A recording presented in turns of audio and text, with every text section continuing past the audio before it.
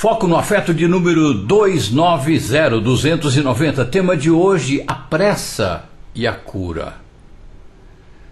Dá para perceber, né, gente, que uma coisa anula a outra. Dá para perceber que essas duas coisas não coexistem de forma harmoniosa. São meio excludentes até, não é? Ou você vive com pressa, ou você entra num processo de cura que pressupõe que você não tem mais pressa. Não pode ter mais pressa, não dá para ter pressa. A pressa, por definição, é aquela ausência de calma, aquela ausência de serenidade, de tranquilidade. A pressa é tida, é entendida, é quase que um sinônimo da falta de paciência, da precipitação. Então paciência é aquele negócio que você... o ato de você aturar, de você suportar alguém ou alguma coisa, você ficar engolindo o sapo, você ficar implodindo, ter paciência para aguentar essa pessoa. Preciso ter muito saco para aguentar essa pessoa. Esta pessoa é um saco, tem que ter muita paciência. Isso não é paciência. Isso é o exercício, antes de mais nada, de uma intolerância, e temos todos o direito de sermos intolerantes, em algum momento, claro. Isso é exercício de intolerância, ok? Associado a uma não percepção, e nós vamos falar dessa percepção vastamente aí para frente. Então, a paciência é uma outra coisa. A pressa está muito associada à ansiedade. A ansiedade é a ausência de presença. Quando você está ansioso, você não está mais no presente. Você não está em lugar nenhum, porque no futuro é impossível estar, no passado também. Se você não está no presente, você está em suspensão existencial. Você está inexistindo por um tempo de alguma forma, ok? Então, se você não está paciente, você está ansioso, no mínimo, para dizer o mínimo. A pressa também é identificada como aquele comportamento da pessoa que se precipita, que põe o carro na frente dos bois, aquele ditado antigo. Aquela pessoa que faz as coisas de uma forma atabalhoada por estar em extrema ansiedade, em profunda ansiedade. Então, pressa é isto. Quando tem, por exemplo, uma ocorrência e que precisa vir, digamos, o carro do resgate, uma ocorrência, um acidente, e que precisa vir o carro do resgate para salvar as pessoas, o piloto desse carro do resgate tem que dirigir com muita pressa. Não. Ele precisa dirigir com muita objetividade. Não com pressa. Porque com pressa ele vai estar ansioso, com impaciência, vai estar nervosinho, ok? E com isso menos perceptivo. E é muito provável que ele precise de um resgate em algum lugar do trajeto. Então ele tem que estar ali com objetividade. O contrário da pressa é a objetividade, ok? É ir direto ao assunto. Objetividade pressupõe calma e serenidade interiores, que é exatamente a paciência. Não importando com que velocidade a pessoa esteja agindo. Vamos botar isso na cabeça, que é um conceito meio complicadinho, né? A objetividade pressupõe calma e serenidade interiores. Não importando com que velocidade a pessoa esteja agindo. Mas se a pessoa está muito rápida, ela está com pressa. Não. Não necessariamente. O cara pode estar lá agindo muito rápido e com pressa. Com pressa, ele não está percebendo o que está fazendo no tanto que é necessário para que faça bem. Ok? Com pressa. Com objetividade, aí não. Ele está observando, está percebendo, está presente, está objetivo, está indo direto ao assunto. Olha, haja vista, por exemplo, um piloto de carro de corrida. Poxa, esses pilotos dirigem com uma pressa, meu Deus do céu. Não, ali não pode ter, se tiver pressa o cara está ferrado. Não pode ter pressa, ele tem que estar presente. Ele não pode estar ansioso, ele não pode estar na angústia. Muitas vezes eles têm situações de competição, não acho nada engraçado competição, enfim, mas é uma situação em que ele está ali competindo com o seu opositor E ele não pode ter pressa, de jeito nenhum. Às vezes ele passa toda a corrida tentando fazer uma ultrapassagem e não conseguindo. Ele pode agir com pressa? Não, de jeito nenhum. Ele tem que agir com percepção, objetividade. Não importa a que velocidade ele esteja. Ele, quando sai da pista de corrida, pega o carro dele, pega o trânsito da cidade onde ele está hospedado ali, ele vai ter que agir do mesmo jeito, com objetividade. Ah, mas eu estou atrasado para o jantar com o patrocinador, porque eu tenho que ir lá, porque isso, porque aquilo e tal. Não, tem que ir com objetividade, tem que ir com paciência, com percepção, serenidade e calma. Na velocidade, qual velocidade? A maior possível. Certa vez um piloto, um dos primeiros pilotos de Fórmula 1 de grande destaque, Juan Manuel Fangio, foi perguntado: qual é o seu critério para ganhar tantas provas e tantos campeonatos? Ele falou assim: é ir na frente, em primeiro lugar, o mais devagar possível. Porque aí ele consegue ter a maior objetividade. Sem pressa, com percepção. Outra coisa, Abraham Lincoln, ex-presidente dos Estados Unidos, ele ia da casa dele para a Casa Branca naquela época, ao que conta a lenda, né? Isso pode não ser verdade, mas ele pegava uma charrete e ele entrava na charrete e ele era conduzido até a Casa Branca, né? Onde ele exercia a presidência dos Estados Unidos. E quando ele estava com pressa, ele dizia para o condutor, ele fala: olha, fulano, hoje você vai bem devagarzinho porque eu estou com muita pressa, eu quero chegar. Isto é uma grande percepção por parte desse sujeito, do Abraham Lincoln. Se você precisa muito realizar alguma coisa, haja com objetividade e não com pressa. Agir com pressa é um meio bem eficiente de sabotar o seu projeto. Veja bem, gente, e façam aí sugiro a vocês fazerem uma retrospectiva rapidinha. Todas as vezes que você agiu com pressa, veja se você no fundo estava querendo sabotar o seu projeto.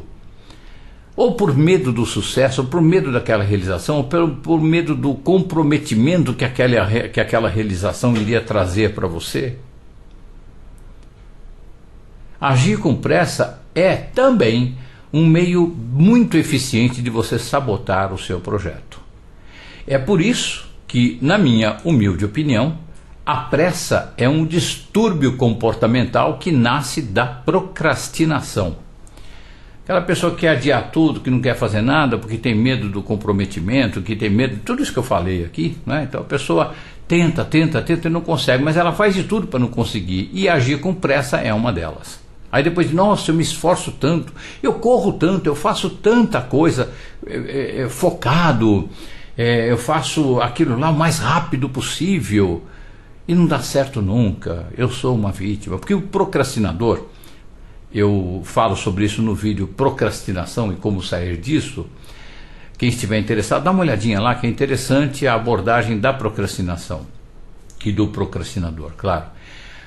O procrastinador é como se ele dissesse o seguinte: eu não quero ser responsável pela condução da minha própria vida, eu quero alguém que me carregue. Ele está interessado nisso, ele não está comprometido, ele faz cara, faz jeito que está, mas no fundo morre de medo de alguma coisa que esta realização poderá trazer para ele, ok? Então quem tem pressa e quer as coisas para ontem, além de fazer mal feito, desenvolve aquilo que eu chamo de mal do século. O mal do século é a depressão, os médicos falam, a maioria dos terapeutas falam, eu concordo com isso, não discordo não, mas eu estou aqui fazendo quase que anedoticamente um acréscimo, ok? A angústia da aflição ansiosa, isso não existe, é um neologismo, uma expressão que eu inventei já há muitos anos, para tentar definir um excesso de ansiedade, um excesso de angústia, um excesso de aflição, uma obsessão por fazer a coisa de qualquer jeito, haja o que hajar, seja como ser. Né? A pessoa acaba desenvolvendo a angústia da aflição ansiosa. Eu digo que o mal do século é a angústia da aflição ansiosa porque a depressão vem exatamente desta angústia da aflição ansiosa ao tentar fazer as coisas inconscientemente. Muitas vezes as pessoas agem com angústia da aflição ansiosa e elas se frustram.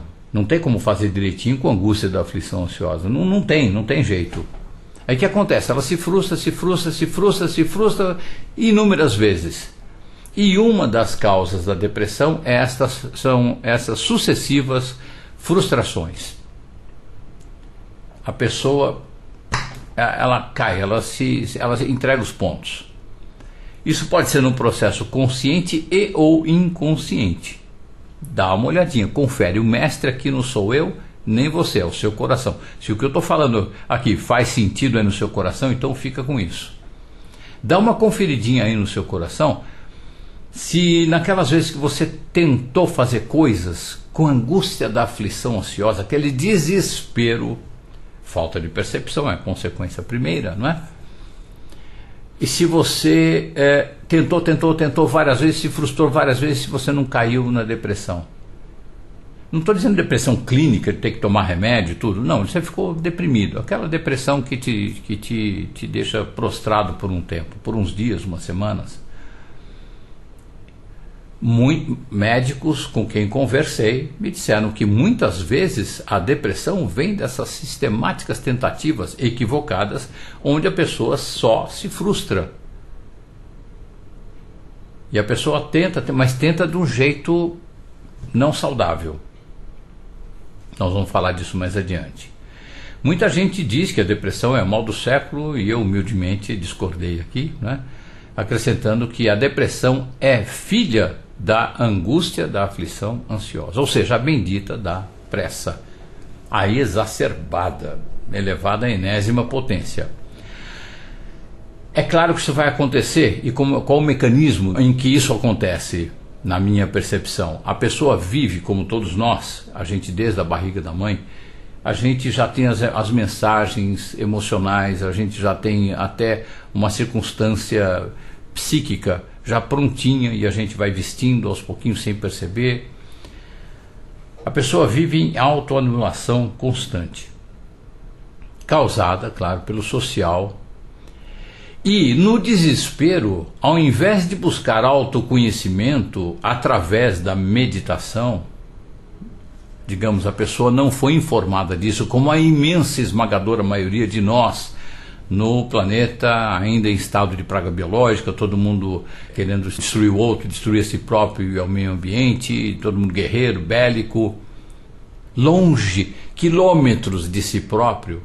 Então, ao invés da pessoa buscar o autoconhecimento, e não buscou porque simplesmente não sabia disso, não foi informado disso aí na infância, bendito daqueles que acabam descobrindo essa prática abençoada da meditação. Ao invés de procurar o autoconhecimento pela meditação, a pessoa vai buscar autovalidação usando recursos que as distanciam cada vez mais de si próprios. Então ela não sabe o que é meditação, não sabe o que é autoconhecimento, porque com isso ela sai dessa pressa, ela sai da angústia da aflição ansiosa, ela vai para o presente, ela fica no presente, ela não fica aí nessa suspensão existencial, achando que está no futuro, não está lá nem cá, em lugar nenhum, não é? Então ela não conseguiu essa informação, então ela vai buscar, já que ela se sente invalidada, está mesmo, mas por falta de autoconhecimento e não sabe disso, ela vai buscar autovalidação usando para isso recursos que as distanciam cada vez mais de si próprias. Ou seja, a pessoa fica cada vez mais na angústia da aflição ansiosa, cada vez mais na pressa e cada vez mais nas irrealizações e frustrações. E aí o convite à depressão é cada vez maior. A pessoa vai buscar autovalidação usando recursos que as distanciam cada vez mais de si próprias. Que recursos são esses? Eu vou dar 3 exemplos aqui. Por exemplo, é nessa estética que as pessoas estão, hoje em dia, a maioria das pessoas está buscando a perfeição estética, com o fim na própria estética e não na saúde. O que importa é a estética e não a saúde. ok? Aí, eventualmente, o corpo fica quase saudável. Afetivamente, amorosamente, a pessoa está X, zero. Não tem nem percepção disso aí. Procura o amor como todo mundo, mas na academia tinha que ter a educação do corpo associada à educação do afeto. E não é educação de condicionamento, faça assim porque esse é o certo, não.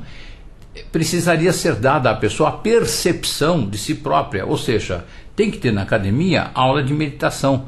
Mas não é esta meditação equivocada que põe uma música falando ali tocando alguém falando de fundo, faça isso, faça aquilo, que isso não é meditação coisa nenhuma. Isso eles chamam de meditação guiada, e não é meditação. Isso pode ser alinhamento, é muito útil, sim, mas não é meditação, é o silêncio, é a prática do silêncio, para que a pessoa tenha contato consigo própria, para que a pessoa foque na amorosidade. Porque se eu faço um exercício focado na vaidade, na ansiedade, na angústia da aflição ansiosa, de ficar bem bacaninha pro social, para competir, para ganhar, eu sou o fitness do ano lá, eu sou, sei lá, o best fit do ano, sei lá.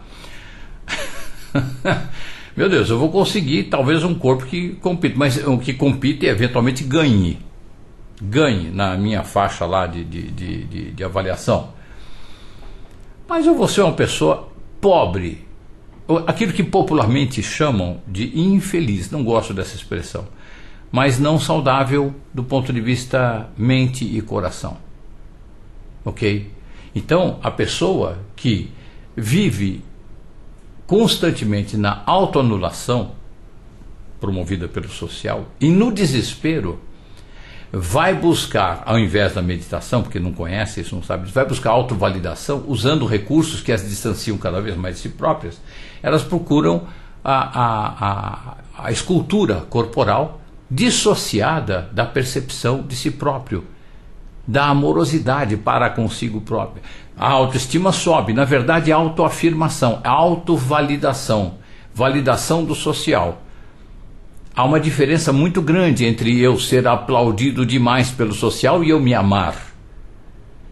Tem muito ídolo que acaba mergulhando em drogas e se matando praticamente. Amado, mas extremamente amado por milhões de pessoas. A gente já ouviu essas histórias aí a rodo.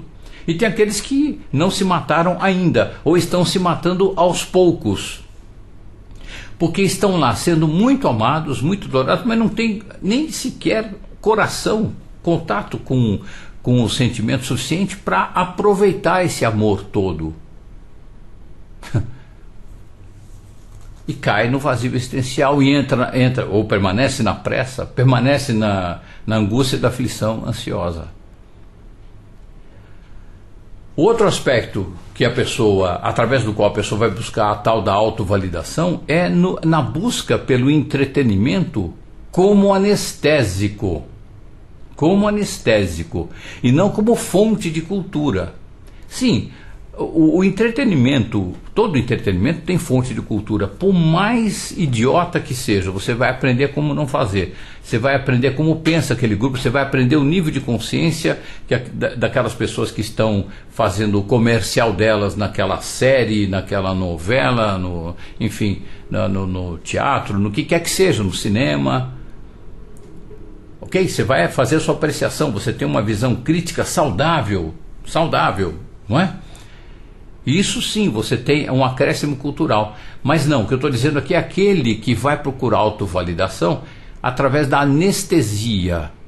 Anestesiar-se da dor do vazio existencial, porque a pessoa não está em contato consigo própria. Quem não está em contato consigo próprio, quem não se conhece, sente falta, não sabe bem do que, né? Aí fica aquela coisa doendo, não sabe bem o que é, então vai lá, anestesia. Aí vai ver um seriado, vai para o entretenimento como anestésico e não como uma fonte de enriquecimento. Percebe? Isso independe do mérito ou demérito do entretenimento em si. Porque o entretenimento em si é um entretenimento. Dali você pode ver um entretenimento absolutamente superficial, chulo, uma coisa absurda, e você tirar dali um proveito, sim, uma análise aqui feita pelo coração, uma percepção que você tem das pessoas que estão fazendo aquilo, qual o recado que aquela turma está dando através daquela peça de teatro, daquele filme, daquela série, enfim, do que for, ou da diversão mesmo, do esporte, enfim, entretenimento, não é? Mas quando a pessoa usa isso de forma anestésica, é para esquecer-se de si próprio, ok? Uma outra forma como a pessoa vai, através da qual a pessoa vai buscar a autovalidação, porque não tem autoconhecimento, não tem amor, ela procura se validar, porque ela quer do social a validação, ela não se validou, nem sabe que isso é possível ainda, não conhece meditação, é a alimentação para preencher o vazio existencial e não pela nutrição associada ao prazer saudável. É a pessoa que vai comer para se alimentar, não está nem pensando em nutrição, para dar outra anestesiada. Quer dizer, o prazer da comida não está ligado, não está ligado ao prazer de estar se nutrindo. É bem diferente, gente. É bem diferente quando você vai num fast food, você quer se encher daqueles alimentos que são verdadeiros detritos. E aquilo lá, nossa, aquilo te dá uma sensação gostosa. É o efeito de uma droga e que vai te cobrar um preço terrível. Mas você paga esse preço para você esquecer, né? Você esquecer de que você é uma pessoa que não está validada pelo social. Ou seja, mais uma droga, transformar comida em droga. Há uma diferença entre isto e você comer, selecionar alimentos que são nutrientes. Eles alimentam, mas eles nutrem você. E aí o seu prazer é um prazer muito mais amplo. Porque você sabe que você está fazendo um bem. É um ato de autoestima, isso sim. De auto-amor. Ok? Mas não é dessa pessoa que age dessa forma que eu estou falando. Estou falando aquela que está na angústia da aflição ansiosa, está na pressa, está passando por cima de tudo, ela quer tudo para ontem, ok? Aí a pessoa vai num terapeuta, porque vivendo dessa forma a pessoa vai ter uma patologiazinha atrás da outra, né? Ela vai no terapeuta e quer a cura para amanhã. Aí ela faz lá uma sessão com o terapeuta, e o terapeuta, digamos, um terapeuta que trabalha com floral. Então, floral é uma maravilha, mexe com a distribuição, a base da distribuição da energia no corpo da gente, qualifica a energia. Aí o sujeito toma o floral e fala com o terapeuta lá, olha, você tem essa questão aqui, essa questão aqui, é importante você tomar esse floral, faz um combinado e tal, né? Porque aí com isso a tendência é você melhorar. Dia seguinte o cara liga, olha, eu tomei ontem à noite, não fez efeito nenhum, não melhorei nada, continuo ansioso aqui pra caramba. Não, mas eu falei para você também fazer meditação, né? Eu sugeri que você fizesse, e você concordou. Eu fiz uma meditação e tomei o floral e não aconteceu nada, não senti nada. Olha, isso pode demorar 6 meses, 1 ano, 2 anos, 6 anos, a gente não sabe. Vai depender da sua entrega em relação à cura. Lembra que a gente falou da sua ansiedade, da sua pressa e tudo? Você passou 35, 40 anos, 25 anos, 30 anos se poluindo. Você quer a cura em 2 dias? Pode até ser que uma determinada coisa que você apresente possa ter a cura em 2 dias. Mas tanta ansiedade, tantos danos, efeitos colaterais trazidos pela ansiedade, pelo distanciamento de si próprio, é claro, todas essas patologias que você tem, advêm de muitos anos você não prestando atenção em você. Então a doença que você tem hoje, ela não nasceu ontem, e não nasceu 3 meses atrás, quando o sintoma falou alto, você começou a sentir uma dor X. Essa dor X é consequência de uma patologia que está atrás da dor e que vem sendo criada sistematicamente pela vida não saudável, insalubre que você está vivendo. Então, no mundo bélico, a gente está sempre criando patologia. Por isso que é importante a gente estar em contato com a gente mesmo, para atenuar o crescimento dessas patologias, a expansão das patologias. Meditação. Não quer dizer que você não vai ter nenhuma doença, nenhuma patologia. Não, doença, aliás, eu convido todo mundo aqui a olhar a doença de um jeito diferente. Doença é a saúde pedindo passagem. A gente não deu atenção, a gente não põe reparo naquilo que a gente faz, nos absurdos que a gente faz, na forma ansiosa como a gente vive, na ausência de meditação, ausência de busca pela autorrealização, pelo autoconhecimento, no fato de não prestar atenção na alimentação, nos hábitos, exercício e tudo mais. E a gente quer ter uma saúde perfeita, achando que indo na academia já deu. Não é? A academia é ótima, é essencial, imprescindível. Mas como eu vou lá? O que eu estou buscando lá? Aí entra a outra parte que falta nas academias de modo geral, que é a prática da meditação com destino, com orientação para o autoconhecimento, para o autoamor, para a autopercepção. Aí você tem práticas como yoga, que são excelentes, são perfeitas, o Hatha Yoga, são perfeitas. Aí, bom, né, numa pegada dessa, meu Deus do céu, você vai ao seu terapeuta e você, olha, eu quero caminhar para a cura. Como é que eu posso caminhar? Aí faz isso, faz assim, não sei o que, aí você vai e sabe que tem um tempo, as coisas têm um tempo. Tudo tem o seu tempo próprio. Você quer não atrapalhar o caminhar de uma cura que tem em si o seu tempo próprio, quer não atrapalhar, não entre com pressa, não entre com ansiedade, com angústia, não faz isso. Entra com amor ao seu corpo, porque é a ausência desse amor a si próprio, inclusive o seu corpo, é que causou a patologia. Então é gostar-se de si, ser mãe de si própria, ser pai de si próprio, auto-amar-se, ter consideração, respeito com o seu próprio corpo, com a sua própria mente, você perceber os seus sentimentos, como é que está a média dos seus sentimentos durante o dia, curar os sentimentos, não estou dizendo negá-los, mas você pode dirigir os sentimentos. O sentimento é sempre uma opção. Ah, mas vem aquela coisa, quando eu vou ver eu já estou com raiva, tudo, então para. Quando você foi ver, fui ver, estou com raiva, então paro. Respiro. Respiração. Você muda de canal e você não está negando a raiva. Você está simplesmente mudando de canal. Essa percepção a gente tem que ter o dia inteiro. Aí você não vai no terapeuta querendo cura para amanhã, você vai buscando a cura. No fim das contas, gente, a gente precisa desenvolver a paciência, que não é engolir sapo, repito aqui, não é? Que é um viver perceptivo. A paciência pressupõe serenidade, pressupõe calma. A paciência plena e saudável nasce de uma série de percepções. A outra, aquela pessoa tem uma paciência, como eu falei no começo, tem uma paciência, atura e tal. Não, isso daí não é paciência coisa nenhuma. Isso é a arte de, a equivocada arte de engolir sapos e acumular raivas, não é? A paciência é percepção. Você só tem paciência quando descobre que as coisas dependem de uma infinidade de outras coisas para acontecerem. Então, quando você quer uma coisa, realizar uma coisa, não esqueça que entre aqui e a realização, você vai passar por um monte de relações com pessoas, relações diretas e indiretas, ok? E não é eu quero, eu vou e eu faço. Isso é uma visão muito limitada, curta, muito curta.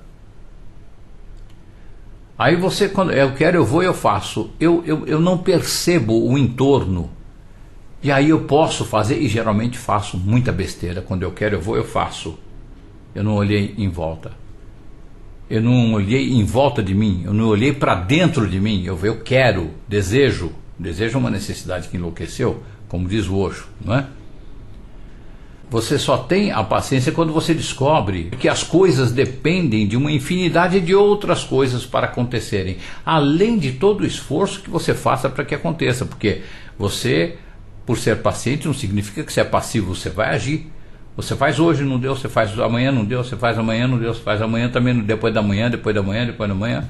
Eu gosto de repetir o exemplo do Thomas Edison, que inventou a lâmpada. Foram 600 experiências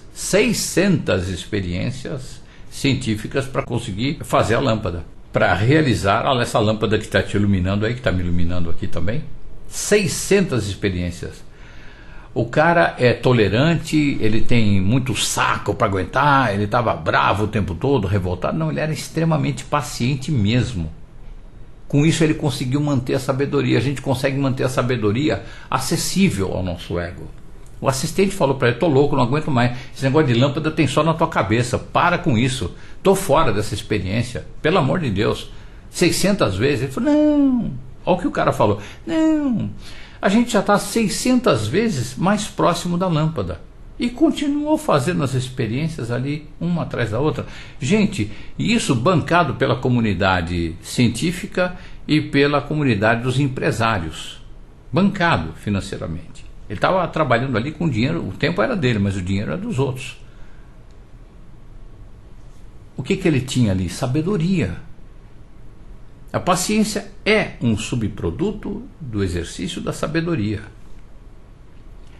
Você só tem paciência quando descobre que a vida não é aquele videogame em que você passa de fase apenas por fazer as coisas certas, com personagens virtuais, e sim, na verdade, é uma interação criativa de infinitas variáveis com bilhões de pessoas vivas. Ah, mas eu estou aqui, eu estou interagindo com umas 40, 50 pessoas. Você que pensa. Se você pensa assim, eu aqui humildemente sugiro que você reflita um pouquinho mais. Porque nós estamos interligados, energeticamente interligados. Nós somos como células de um mesmo corpo. A humanidade é um corpo. É que está distribuído em indivíduos. Isso confunde a gente. Mas a sua ação aqui, o seu pensamento aqui, ele interfere no mundo todo. Por isso que quando a gente faz a meditação, a gente acaba a meditação aqui e faz uma emissão de energia amorosa para os humanos, encarnados e desencarnados, em torno do planeta Terra. Tem efeito, sim. Tem efeito, sim. Então, você só tem paciência quando você descobre que a vida não é aquele videogame que você passa de fase apenas por fazer as coisas certas. Fazer a coisa certa no seu ponto de vista, no meu ponto de vista, não quer dizer que eu vá encontrar a realização. Eu tenho que interagir de forma harmoniosa com o todo, de forma que essa coisa aconteça. Às vezes fazendo uma coisa que não é tida como certa. Não estou dizendo errado do ponto de vista moral e legal, não. Não é aquela coisa certa. Eu estou indo por um raciocínio não linear. Aí algum linearista diria: não, isso está errado. Não, não é isso que eu estou falando. É você fazer a coisa pelo não linear. Aí, puxa vida, eu fiz tudo certinho e não deu certo. Agora, quando eu fiz de um jeito que, sei lá, me deu a louca aqui na cabeça, eu comecei a fazer do meu jeito aí e deu certo. Porque nesse momento você, sem perceber, interagiu com esse todo de forma, vamos chamar aqui, harmoniosa, tá? Sincronística, prefiro dizer, né? Você só tem paciência quando descobre que, ao tentar acelerar acontecimentos, você os atrasa. Ah, mas aconteceu na data que eu queria, eu acelerei. Tudo bem, poderia ter acontecido antes se você não tivesse atuado com pressa. Você poderia estar pronto antes e aperfeiçoado o esquema todo ali, para ficar melhor ainda. Você só exerce a paciência quando você descobre que, ao tentar acelerar acontecimentos, você os atrasa. Isso vale para cura também. Quer acelerar sua cura? Não, o médico falou para tomar 2 comprimidos disso aqui por dia, você toma 10. Ah, bom, para eu ficar curado mais rápido. É mais ou menos assim que a gente age quando acelera os acontecimentos. Quando tenta acelerar, na verdade a gente os tira da velocidade saudável. Você só tem paciência quando descobre que não é apenas a sua ação e o seu consciente que regem os acontecimentos da sua vida. Não é apenas a sua ação e o seu consciente que regem os acontecimentos da sua vida. São os nossos sentimentos que configuram os nossos acontecimentos. Não é a ação e o nosso consciente só. É muito pouco até a ação e o consciente. O que configura os acontecimentos são os nossos sentimentos. Então tem que ver o sentimento.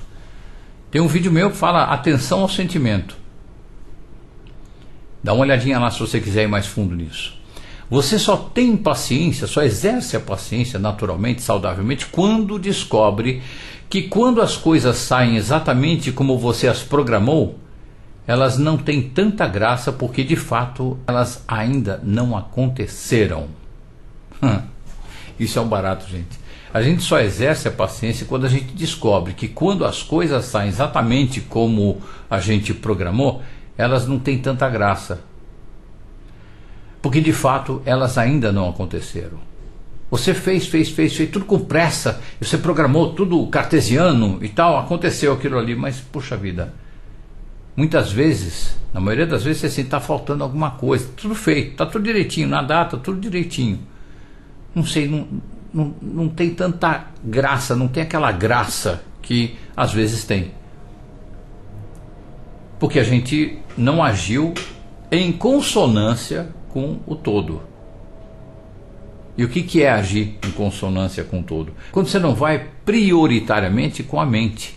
O ego fica quietinho, você intui, em estado meditativo você realiza. Aí sim as coisas vão acontecer de acordo com a harmonia, a sincronicidade, está mais casado com a sincronicidade amorosa. Quando você vai pela sua mente, as coisas acontecem sim obedecendo ou dentro de um trâmite sincronístico, sim, mas a sincronicidade mais pobre, das realizações mais curtas, mais secas, mais superficiais, mais toscas, não é? Você só exerce a paciência quando descobre a ineficácia de agir voluntariosamente, tal como o nadador que nada contra a correnteza, que é mais rápida que ele. Tudo que ele consegue é estresse e exaustão.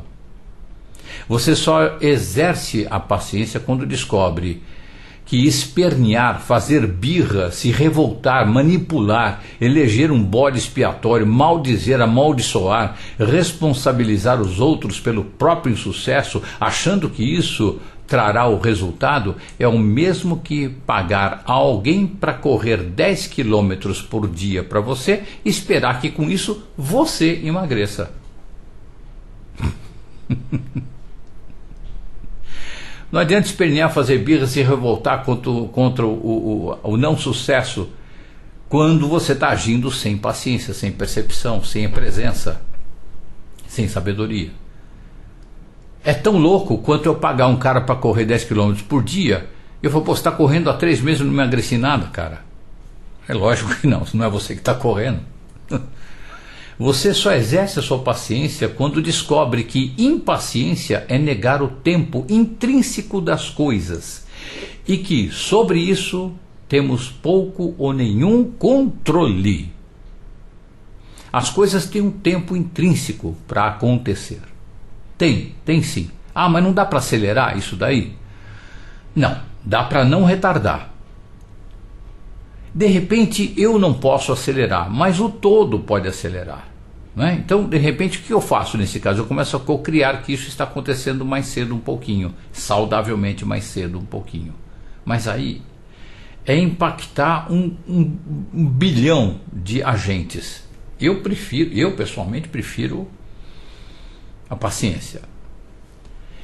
Eu trabalho para que a coisa aconteça e vou trabalhando, e vou trabalhando, e vou trabalhando. Não obcecadamente, obstinadamente, perceptivamente, sempre no agora. Eu estou aqui com vocês, eu estou aqui com vocês. Eu não estou fazendo outra coisa, pensando em atendimento, ou num livro, em alguma outra coisa que eventualmente eu esteja fazendo concomitantemente em outros momentos. Não, é presença. Se você não tem presença, você não está. Se você não está, você não realiza. Ou pelo menos realiza muito mal. Não vai ficar satisfeito com o resultado. Então você só exerce a paciência quando descobre que a impaciência é negar o tempo intrínseco das coisas. E que sobre isso nós temos pouco ou nenhum controle. Dá para não retardar, que é não entrando com ansiedade, não entrando com pressa, não entrando com angústia da aflição ansiosa. Você só exerce a sua paciência quando descobre que cada um demora um tempo para chegar a essa percepção e aceitar esse fato. Então, digamos que eu tenha chegado a essa conclusão, essa percepção, e você também, todos nós presentes aqui, chegamos a essa conclusão, nós chegamos a essa percepção. Está claríssimo. Poxa vida, a impaciência retarda as coisas.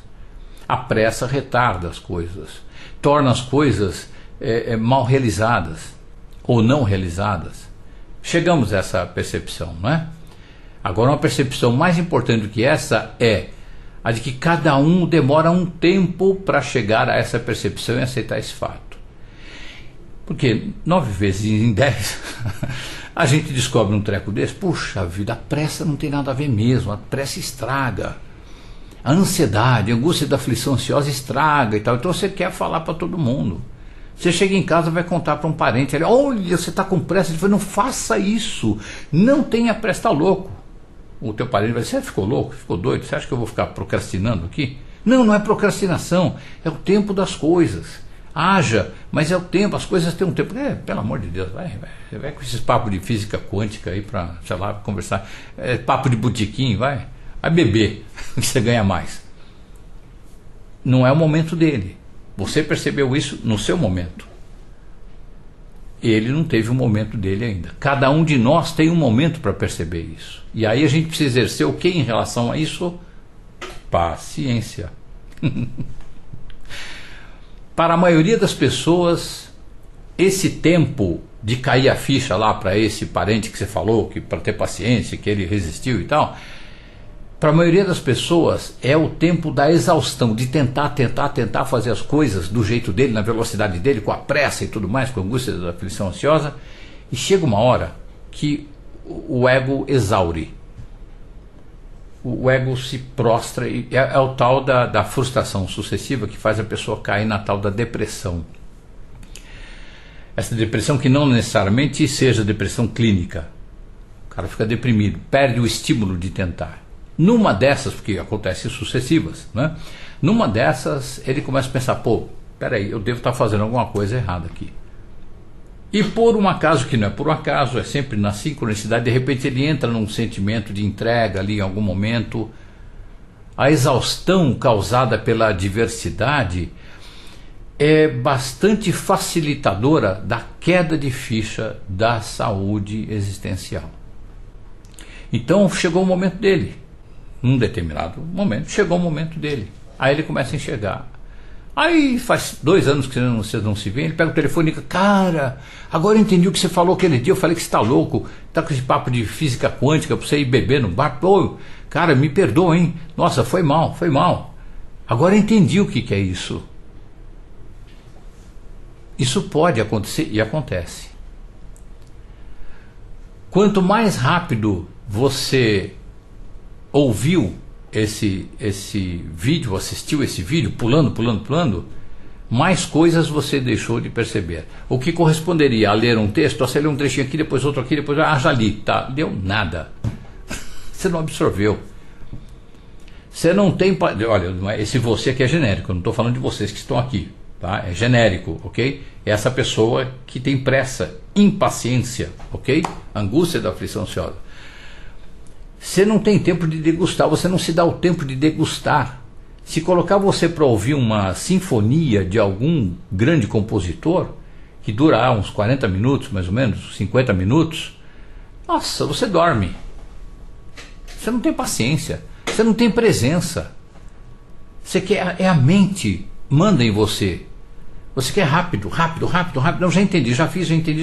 Você quer a realização lá. Você quer o fake da realização, na verdade. Você quer sentir que você realizou. Quem tem pressa, come cru.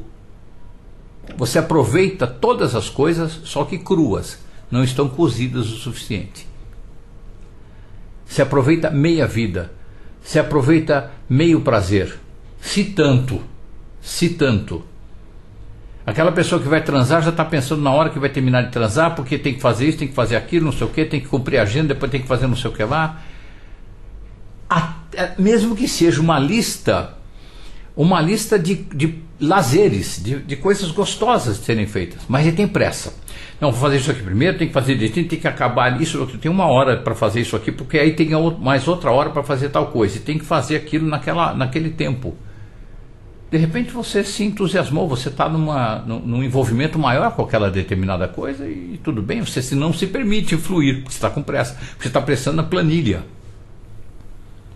Isto é um jeito de sabotar a existência. Isto é um jeito de não viver o prazer, culpa de viver o prazer. E você se pune dessa forma. Você não se permite o prazer. Prazer mesmo, exige presença. Exige entrega. Sem isso você não tem prazer. Você vai ter um prazer fake se ao final do dia você cumpriu aquelas 10 coisas que são lazeres, você cumpriu na hora certa. Ah, que legal, que bacana, puxa vida. Aí bacana, você teve esse prazer rapidinho de ter vivenciado todos os lazeres no tempo que você programou. Mas você não estava inteiro. Aí você cai no vazio de novo. Aí você faz outra planilha. E aí vai. Quanto mais rápido você lê alguma coisa, você vive alguma coisa, quanto mais rápido que eu digo é com pressa, porque você pode fazer rápido e fazer com presença. Quanto mais com pressa você vivencia qualquer coisa, você na verdade não está vivenciando integralmente. Você é um cumpridor de tabela, mas não é uma pessoa que está vivendo. É uma pessoa que está gerando patologias. Então, quando você vai no terapeuta e quer a cura para ontem, este ato em si já é sintoma da sua patologia. Você querer tudo para ontem. Então é preciso aí meditar, é preciso você trabalhar, respiração, respirar pelo diafragma. Respira agora pelo diafragma profundamente.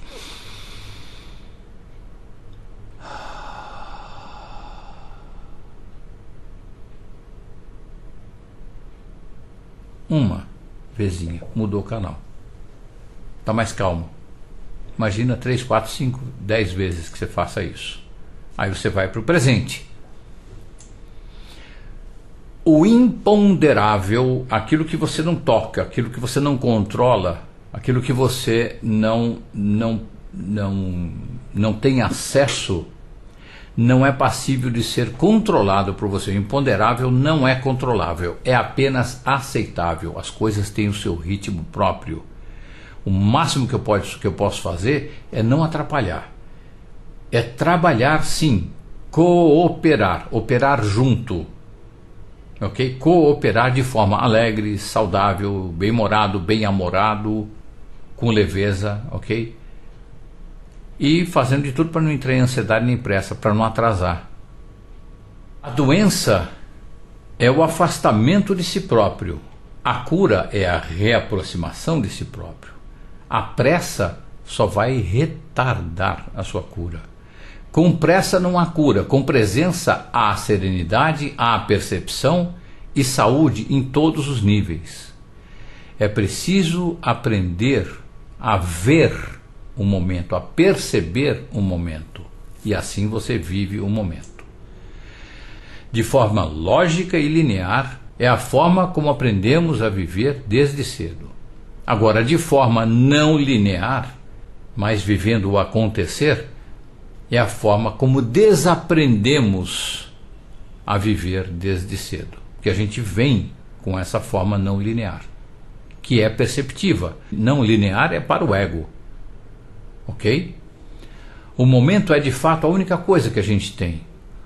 O momento está sempre dizendo alguma coisa muito importante que só se ouve quando estamos em absoluto silêncio. Silêncio de tagarelices, silêncio de reclamações, silêncio de brigas internas, de súplicas, de lamentações. É no silêncio vazio que a sabedoria do momento se expressa. Ele precisa estar vazio para dar espaço para a sabedoria do momento se expressar. Os afazeres são imprescindíveis, mas sempre no silêncio de cada momento. É possível fazer coisas nos silêncios vazios dos momentos.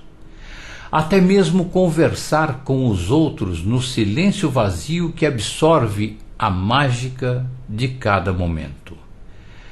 A expressão do momento é a tão aclamada voz da sabedoria que fala calada. No momento não existe passado nem futuro. O momento vivido plenamente se traduz em paz de espírito.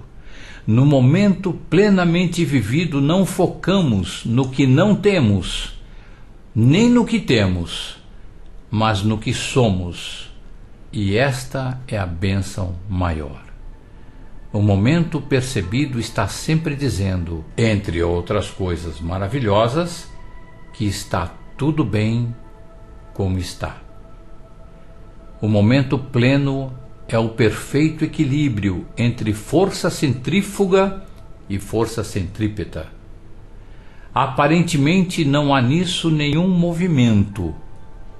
O que há é uma encantadora comoção interna a trazer do inefável as águas claras da percepção mais ampla e cristalina. Aproveite a beleza do momento. Há sempre alguma. Aproveite. Porque como tudo, esse momento vai passar, outros virão. Mas aquele que passou e você não aproveitou, não o viveu inteiramente, se transformará em melancolia. E a ansiedade não o trará de volta. Viva em plenitude, viva em alegria, viva em plena saúde. Viva em estado de cura permanente, viva o momento. Só existimos no momento. É só assim que conseguimos manter o nosso foco o tempo todo no afeto. Gente amada, gente querida, dessa forma eu encerro aqui a explanação do Foco no Afeto de hoje, cujo tema foi a pressa e a cura.